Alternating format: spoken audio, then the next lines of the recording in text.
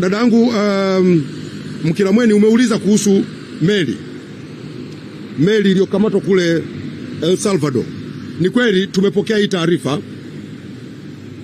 na baada ya kutazama katika takwimu zetu tumebaini kwamba ni meli ambayo imesajiliwa kule Zanzibar, na wenzetu wamesajili hii meli kupitia wakala naitwa Konarina.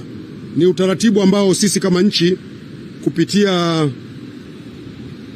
kwenye shirika lile la meli duniani sisi ni wanachama. Kwa wenzetu Zanzibar walisajili hii meli kupitia kwa wakala, kwa sababu kiutaratibu ni kwamba ukiwa kwenye lile shirika ile International Maritime Organization una uwezo wa kuwa na mawakala mbalimbali ambao watakusaidia kusajili meli katika maeneo mbalimbali.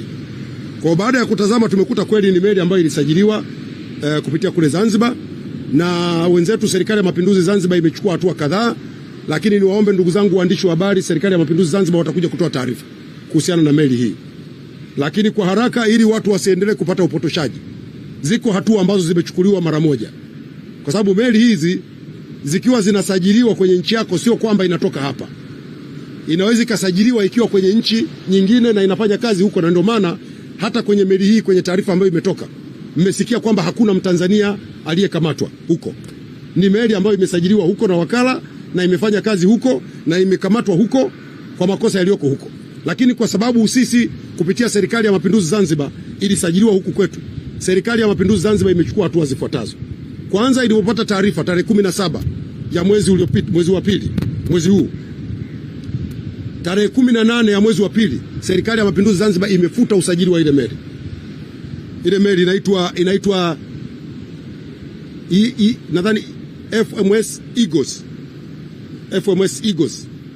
Ile meli imefutiwa usajili na hivi ninavyozungumza haina usajili tena wa Zanzibar.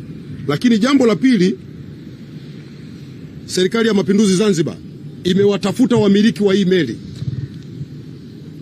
kujua kulikoni.